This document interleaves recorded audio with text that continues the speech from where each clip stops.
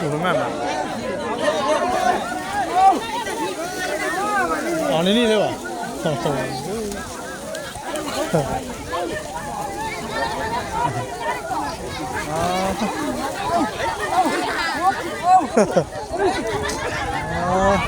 จักชิเมนโมเมนต์แบบนี้มั่วพอได้เนาะ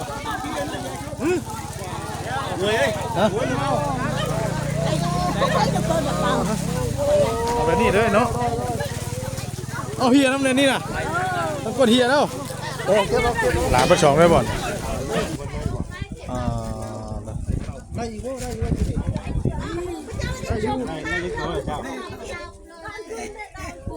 บูเอาไปฟังครับบู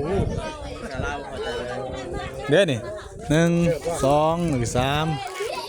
4 5หายางมูว่าจิใช้ไล่ได้บอกแกนี่เด้นี่เนาะไอ้เบิ้งเนาะแต่บูความเฮาเป็นยังไงบูความเฮาบ่ใช่ใช่ใช่เพื่อนเจ้าใช้เพื่อนเจ้าลงเจ้าอยู่ไหนดงเจ้าอยู่ไหนอยู่เทิงคุณบอก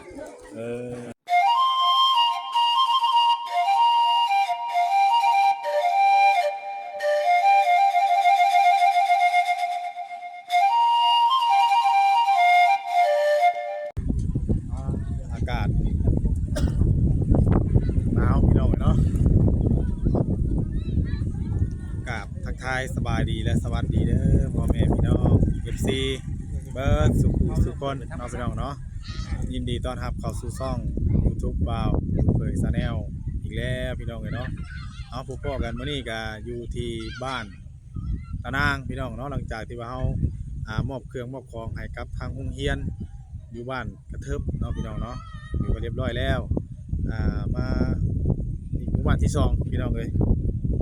หมู่บ้านตะนางเนาะอยู่เขตชนบทคือกันพี่น้องเลยเนาะเบียร์ไปมอบที่แต่ผู้แล้วกับปลูกมันปลูกกล้วยพี่น้องเนาะเดินทาง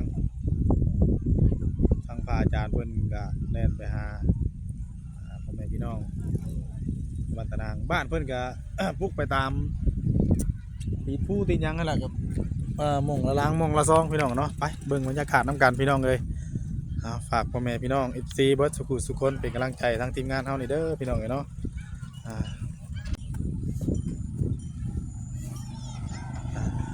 เจ๋งมอบเครื่องให้ถือว่าหมู่บ้านนี่ก็หลายคนพี่น้องเนาะเล็กน้อยหลาย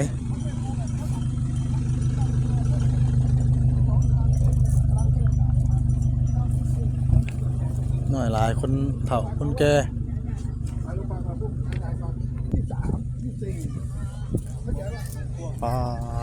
หลายแท้ฟังนั่นฟังนี่เนาะ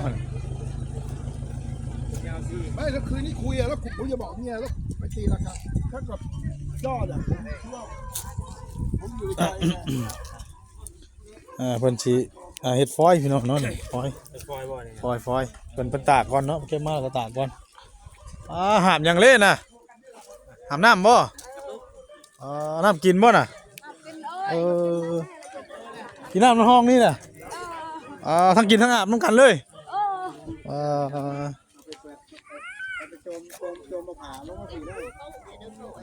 ป้าใช้เครื่องให้แล้วใช้เครื่องยาวมาโดนยาวลงนี่เว้ยได้ป่ะเนี่ยเพิ่นนั่นก็ได้นะเพิ่นนั่นมีเฮ้ยนะเพิ่นไปบอกกันนั่นเลยเพิ่นบอกเพิ่นย่อน่ะ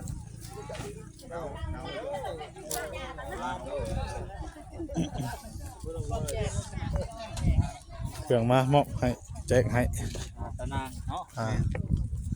ตะนางแล้วเอาไปไว้ก่อนเด้อครับเบิ่งหน่อยจำเด้อเบิ่งก่อนกี่ระวังกี่พยายามคุณนั่นได้บ่ได้บ่ใส่นี่ครับ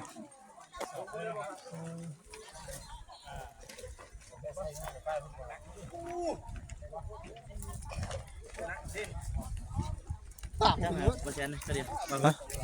ได้บ่ครับเด็ดมาบ่เวีย ป้า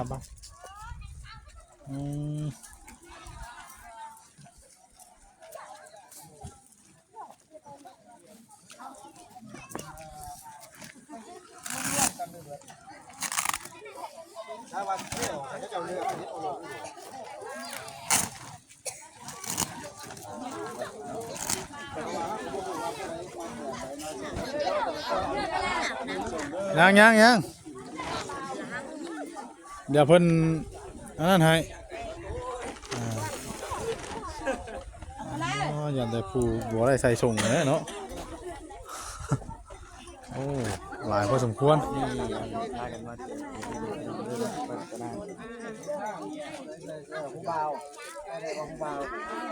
พอดีเลยนะฮะหาศาสตร์มาปูแม่นให้ฟังไปในบ้านเพิ่นจ้าเจงเอา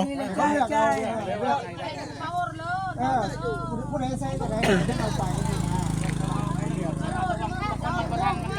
เอาเนี้ยไปวนเอาเนี้ยไปไกลๆกันเลยไม่ได้เล็กน้อยก็ต้องซื้อแล้วเล็กน้อย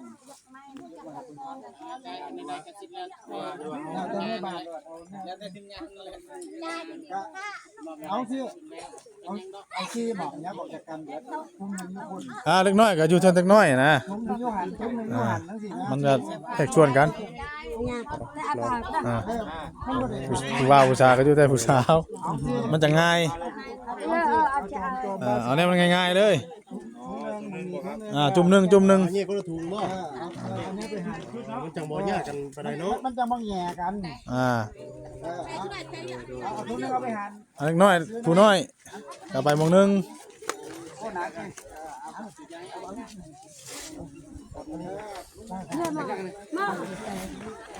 เอาบัตรที่นี่เรื่องจัดแจงคือจะแจกตังค์ก็จะแจกเหรอเทเลยให้เขาเลือกเอาเขาเลือกเหรอเทออกเลยเดี๋ยวความหมด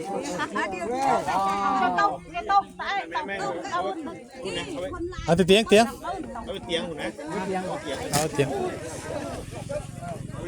เลือกเขาเลยเลือก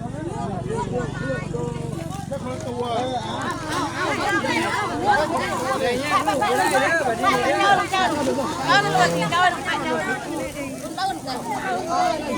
ถูกมาก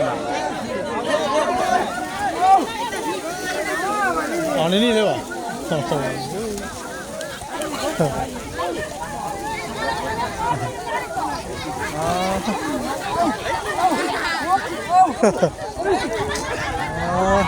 จักชิเมนโมเมนต์บ่เนี่ยมั่วพอได้เนาะ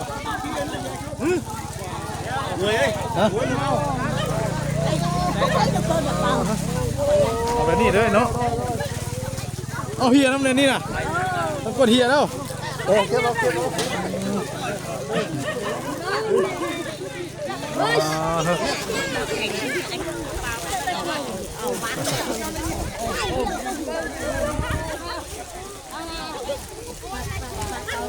นี่เลยผู้ได้ผู้นั่นเลยเนาะขอบประทานเลยผู้ได้แบบใดแบบยาจักผู้สาวได้เครื่องน้อยจักนั่นแบบคือแบบว่าใครก็เอาไว้ก่อนนะ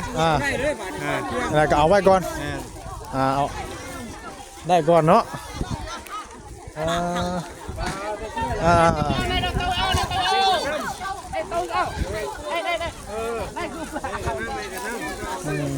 ผู้ใดนุ่งได้ก็จะเอาเด้อ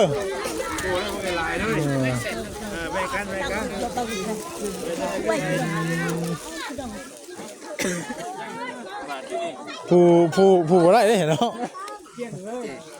ผู้บ่ได้ต้องแบ่งกันน้ำได้เนาะ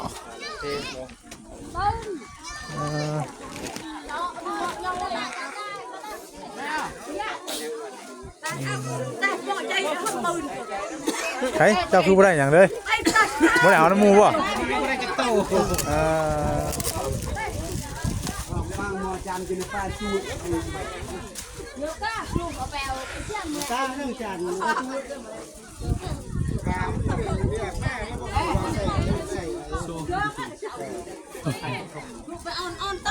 ผู้ใดใส่บ่ได้จังเปลี่ยนกันเอา ไล่แล้วก็พากันคนเมื่อไหร่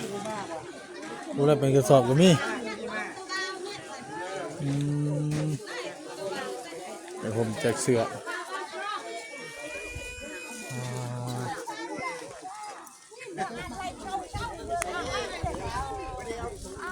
Cô con tao ấy, cô ham cần tròn. Rồi anh cho hướng cho anh đấy. Bây giờ họ giờ mà lấy cho bạn tao.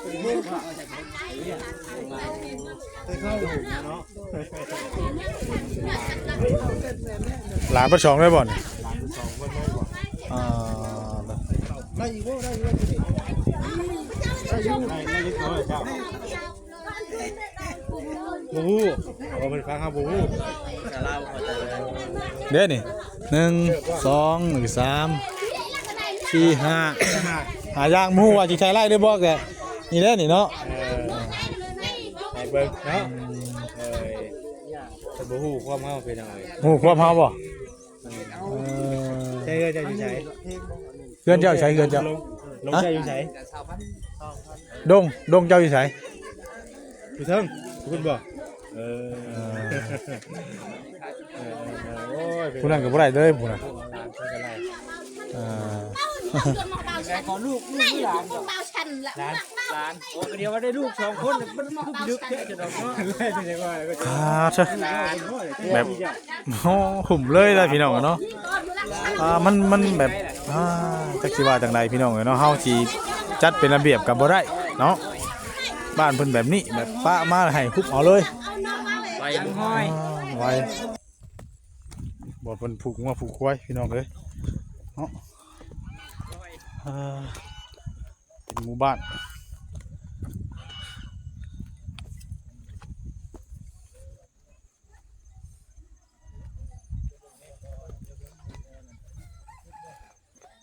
อันนี้จะขึ้นมาทั้งเทิงพี่น้องเนาะแล้วก็มีสายน้ำไหลอ้อมบ้านแจกไปก็ถือว่าแบบเพิ่นก็แบบพากันแบบรูปเหมาเลยเนาะ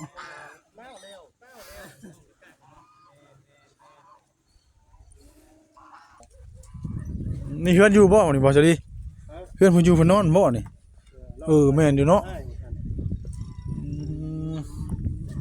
อันนี้ว่าผู้เพิ่นไปเอาเครื่องกี่นี่อุ้มหลานไปนั่นแหละ ได้อยู่บ่กินนี่ได้น้ำเพิ่นอยู่บ่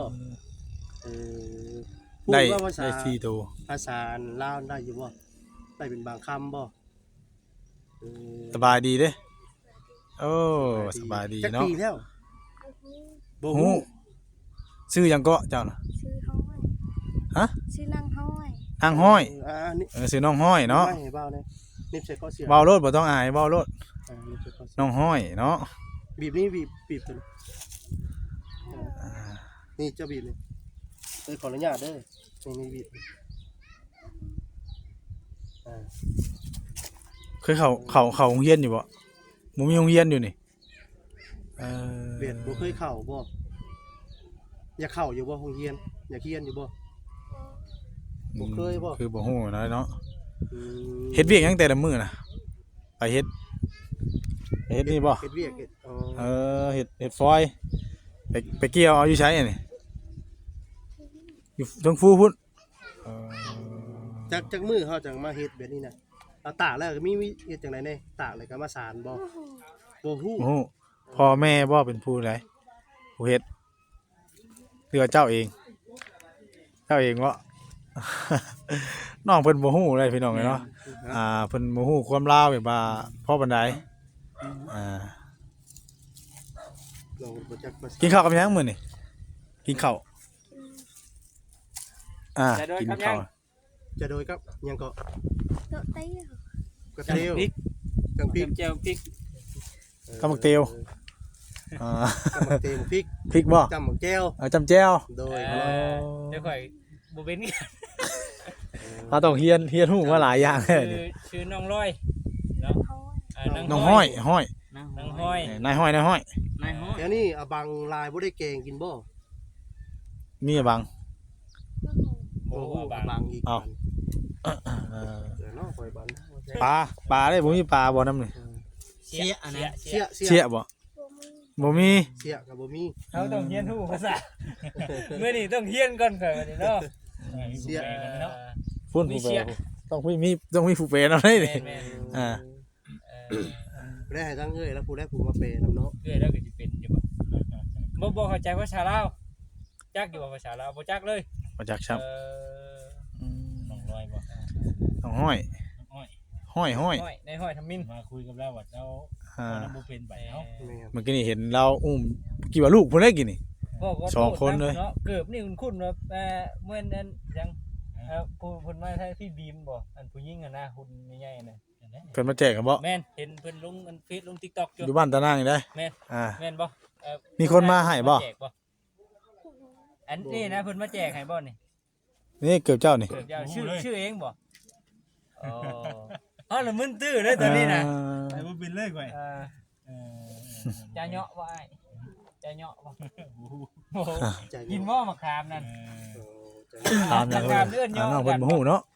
อ๋อ บ่ฮู้จักสิตอบจักสิถามมาจังใด เอา พี่น้ บ่ อง ชลิเคยปักช่องปักช่องก็ปักช่อง ซีกอง เคยเช็คกองเอาไป ปล่อยบึ้ตึ้เพื่อนแล้ว ไม่ก็ยุ่งหลายเนาะนี่เนาะ ไปแล้วครับบัดนี้โอ้ยโอ้น้ำบ่เป็นน้องเอ้ยเจ้าก็บ่จักอ้ายก็บ่จักภาษาน้องคือกัน คนละบ่ฮู้เด้ มนุษย์มึนตึบเลยเนาะ บ่ได้คอยออกไป ฮะ แบบคือบ่ได้คอยออกอันบ่เนาะไปข้างนอกสิบ่ เคยเนาะขอโทษนะเคยเล่าถึงเนาะเล่าถึงกันมันเคยเล่าถึงตายก็รู้ไปเฮ็ดเวียกจังซั่นโอ้ยเนาะ เด็กเคยเราใต้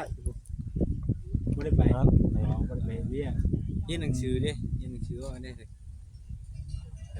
บ่จักคือกัน เหรอ บ่ได้เฮียน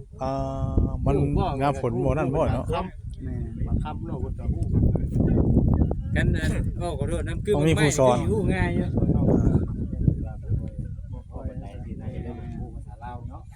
ไปเฮียนอยู่บ้าน ใบยังอันนี้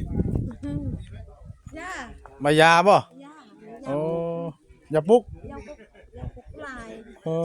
อชุบเองบ่ เช่ ชุบเอง วันนี้ได้จีนชุบ เออแปะปลูกเองปลูกอยู่ใช้ผู้คุณบ่ปลูกปลูกอยู่นั่น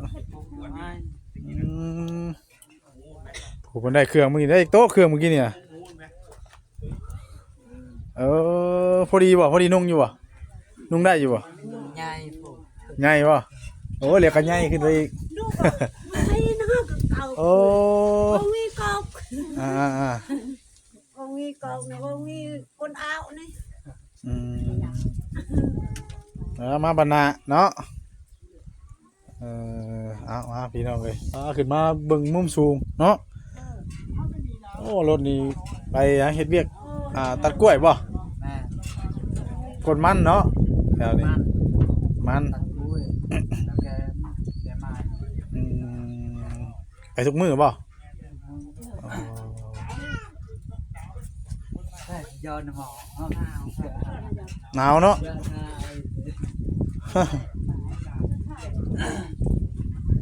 นี่แหละพี่น้องเนาะเรียนชานเพิ่นโอ้ใหม่แล้วนี่หลายแล้วงามได้แม่แป้น